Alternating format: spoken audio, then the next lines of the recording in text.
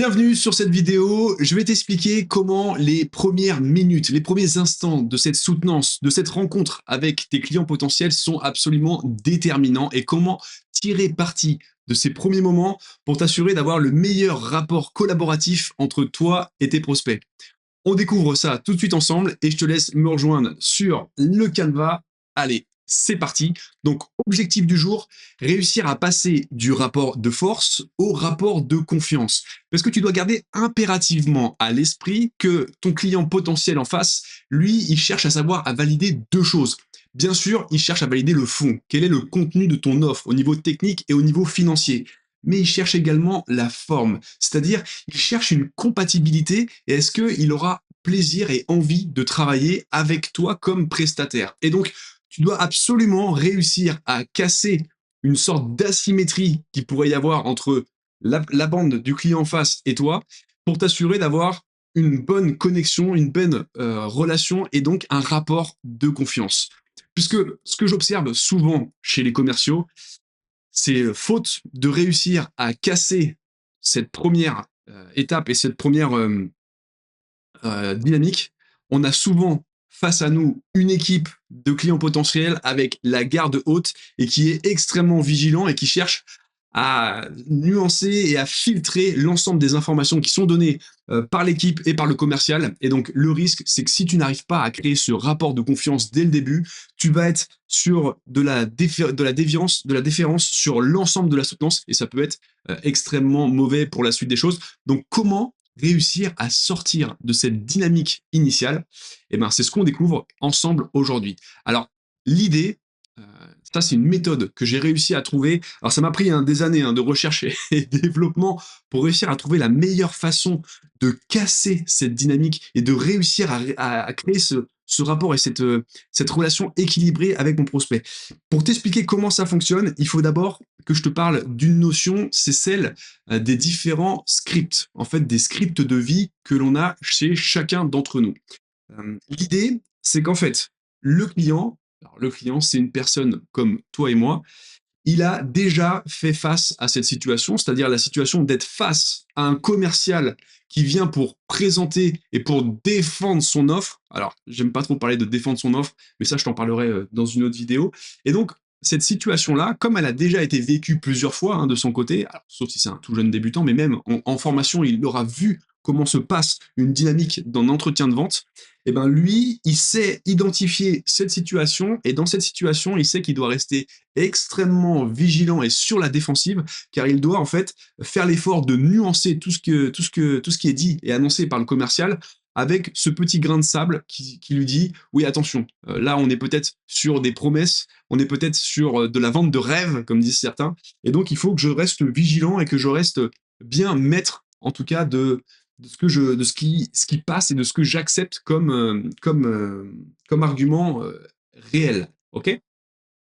Et donc, on va parler hop, donc, des différents scripts. En fait, l'idée derrière ça, c'est qu'on est tous construits de la même façon. On va avoir différents scripts.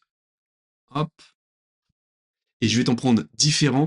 C'est en fait, les scripts, c'est ta manière de te comporter, ta posture, quand tu es dans différents contextes, différents environnements. Tu vas avoir un script quand tu es avec tes amis ou avec ta famille. Tu vas te comporter d'une certaine façon.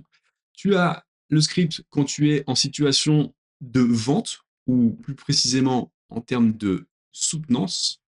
Et puis tu vas avoir énormément d'autres scripts quand tu es chez le médecin, par exemple. Voilà. L'idée, c'est qu'en fait, subtilement, tu vas changer ta manière de te comporter, ta posture, ta manière de même de communiquer, elle va évoluer en fonction des différents scripts. Et en fait, la difficulté, c'est que le client, lorsqu'il sait qu'il est dans le script de vente soutenance, il a tendance à être sur la défensive avec la garde haute. Comment j'ai découvert cette histoire de script? Alors, c'est une anecdote assez rigolote. En fait, l'idée, c'est quand tu changes de script, tu peux également changer ta manière de communiquer, et notamment tes archétypes vocaux, ta façon de prononcer et de parler. Et en fait, comment je m'en suis rendu compte, c'était à l'époque, j'étais encore en études, en DUT, et j'avais un groupe de collègues, de copains, avec qui je traînais donc, la plupart du temps. Et l'idée, c'est, en fait, j'avais une façon de parler, de communiquer avec eux. Et lorsque je recevais un coup de téléphone de, ma femme à l'époque, et ben, en fait, tout de suite, ma voix changeait et elle se radoucissait. C'était: «Oui, allô?» Et en fait, ils se moquaient de moi, ils m'appelaient la petite voix parce qu'ils avaient remarqué que ma voix changeait, mon débit, l'intensité et la douceur, la rondeur de ma voix changeait lorsque je m'adressais à eux ou lorsque je m'adressais à ma femme, à ma compagne. Et en fait, c'est comme ça que j'ai découvert les différents archétypes vocaux et à quel point on peut, sans forcément en prendre conscience, passer d'un registre à l'autre en fonction de la situation. Ça, c'est le cas pour moi, et ben, c'est le cas pour toi et pour également tes prospects. L'idée, c'est que dans le cadre de vente soutenance, là, on va avoir un phénomène de hop, garde haute. Ok.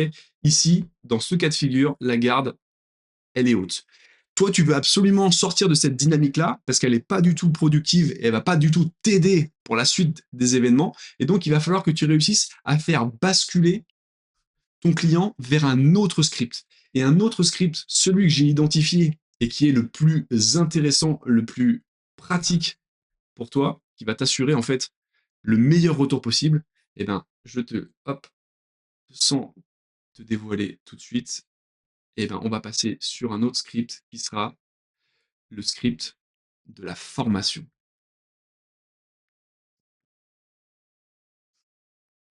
Je t'explique comment ça se passe. Ce que j'ai remarqué, c'est que le début, le démarrage d'une soutenance commence toujours à peu près de la même façon. On va avoir l'étape du tour de table. Ok.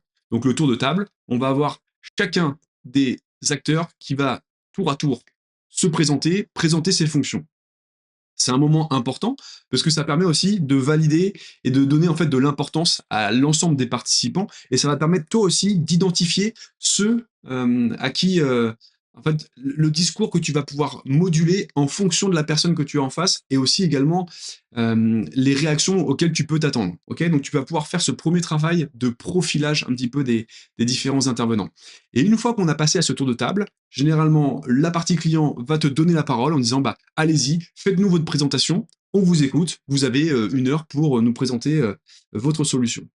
Et là, le piège, c'est de démarrer tout de suite et de commencer à parler de ton entreprise, de ce que tu représentes, de ton offre. Ça, c'est l'erreur à ne pas faire. Parce que lorsque tu fais ça, lorsque tu commences par parler bah, de toi déjà, de ton entreprise, de ta solution, tout de suite, hop, l'ensemble des intervenants te cataloguent ici. Tu es en mode soutenance, tu es un commercial et donc ils vont mettre en doute et filtrer l'ensemble des informations que tu vas leur donner. Moi, ce que je te propose, c'est de passer en mode formation puisque j'ai observé que la plupart des formations commencent de la même façon. On a aussi cette partie tour de table, mais ce que fait le formateur juste après, ou même pendant, des fois pendant le tour de table, ce qu'il fait, c'est qu'il va poser une question à l'ensemble des participants, il va leur demander quelles sont leurs attentes vis-à-vis de cette formation. Qu'est-ce qu'ils sont venus chercher? Quel est l'objectif pour eux? Qu'est-ce qu'ils aimeraient finalement découvrir, entendre ou se voir confirmer? Et ça, c'est justement là-dessus que nous allons jouer pour hop, réussir à avoir le bon contexte et créer en fait cette bonne intention. Comment ça se passe? Après qu'il y ait eu le tour de table avec l'ensemble des prospects, ma première slide, hop, je te la présente, c'est celle-ci. Qu'attendez-vous de cette rencontre d'aujourd'hui? Je pose ouvertement la question. Alors attention, je ne la pose pas juste comme ça, je l'enrobe un petit peu parce que souvent, on a un effet de surprise. La plupart du temps, les prospects ne s'attendent pas à cette question. Et en fait, si elle vient de façon un peu trop brutale et si tu l'accompagnes pas suffisamment, ça peut créer une sorte de blanc un peu malaisant. Donc ça, on va absolument l'éviter. Il faut que tu réussisses à maintenir le confort pour l'ensemble des personnes présentes. D'ailleurs, c'est aussi ça, hein, ton rôle en tant que commercial. Tu es le facilitateur et tu es là pour t'assurer que l'ensemble des participants se sentent en sécurité, en fait, qu'il n'y ait pas de sentiment de domination ou autre, parce qu'en fait, il faut que tout le monde puisse être libéré et que ce moment soit un moment agréable de partage. Ok? Il faut que tu conditionnes l'ensemble des participants pour qu'ils soient à l'aise. Donc, tu vas enrober cette déclaration. Qu'attendez-vous de cette rencontre d'aujourd'hui? Et tu vas dire oui, tu vas la justifier un petit peu. Oui, en effet, une fois que j'aurai compris quelles sont les attentes de chacun d'entre vous, ça va me permettre d'optimiser, de modifier la façon dont je vais présenter le reste des choses et m'assurer que je réponds spécifiquement à vos enjeux et à vos attentes. Ça me permet de personnaliser les choses et ça m'assure en fait qu'on a abordé l'ensemble des sujets cruciaux pour vous. Et donc juste après avoir annoncé ça, avoir un peu, enrobé cette demande, tu vas devoir donner la parole. Donc on va donner la parole à chacun des participants pour que tu puisses te positionner, que tu aies cette posture du formateur. Parce que le formateur, c'est lui qui a la main et il fait participer l'ensemble de, ses participants. Alors, tu as bien vu la façon dont j'accompagne avec le geste. Il faut impérativement que tu donnes la parole comme ceci. Alors, soit attention, attention là, il y a un petit élément qui est intéressant.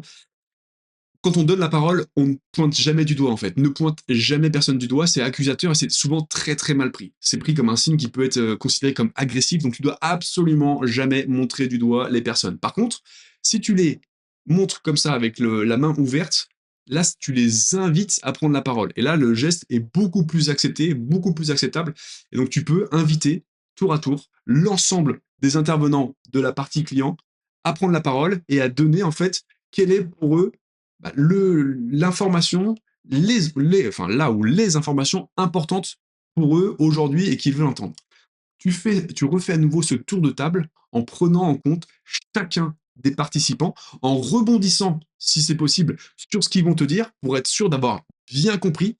Et là, en fait, ce que tu vas établir en faisant ça, c'est que tu vas vraiment établir une dynamique collaborative. Ok, on va être sur une vraie collaboration puisque tu t'es positionné non pas en tant que commercial, tu n'es pas un commercial qui cherche avant tout à vendre sa solution, non, tu es un formateur, ok, et un formateur qui cherche en fait à s'assurer que l'ensemble des participants va en sortir à bon compte, va recevoir en fait l'information qu'il souhaite. Et ça, en fait, ça va avoir pour effet immédiat de baisser la garde de l'ensemble des participants. En fait, ils vont automatiquement se détendre parce que avant ça, ils se sont tous individuellement fixé un objectif. Ils veulent absolument tous qu'on aborde le sujet qui est important pour eux. Et le fait de l'avoir pris en considération dès le début, dès le départ de la soutenance, ça va leur permettre de relâcher la pression. Ils savent qu'ils ont été déjà écoutés, pris en compte. Toi, tu as fait l'effort. Lorsqu'ils t'ont donné en fait les choses qu'ils veulent voir abordées, eh ben, tu as été consciencieux et tu as pris des notes. Donc, par exemple, la partie achat, l'acheteur, il a peut-être un sujet sur le plan de progrès. Ok, tu dis, ah oui, le plan de progrès. Qu'est-ce que vous entendez exactement par plan de progrès? Quelles sont vos attentes? Tu les questionnes et en fait, tu prends des notes. Et ça va démontrer en fait que tu l'as vraiment pris, tu as pris toute la mesure de l'importance de ton interlocuteur, tu l'as bien écouté et en fait, ça va lui permettre de souffler parce qu'il sait que derrière, tout est pris en charge et toi, tu vas vraiment prendre la main et pas d'une façon dominante, c'est-à-dire que tu vas pas être la posture de celui qui régit et qui force en fait les choses. Non, tu as la posture du formateur, c'est-à-dire le facilitateur, celui-là qui est là pour aider et qui s'assure que l'ensemble de ses participants puissent obtenir l'information qu'il est venu chercher. Donc ça, c'est vraiment la solution idéale pour réussir dès l'introduction, dès le tout début de ta soutenance, à réussir à faire baisser la garde à la partie client potentiel pour que voilà, ils se sentent tous rassurés et que tu partes sur un élan très positif pour l'ensemble de la soutenance. Alors bien sûr, cette méthode-là, c'en est que une parmi d'autres. D'ailleurs, il y a quelque chose que je fais juste avant, mais je t'en parlerai si tu le souhaites, je t'en parlerai dans une autre vidéo, parce qu'il y a autre chose. Il faut aussi que tu réussisses à déclarer tes intentions.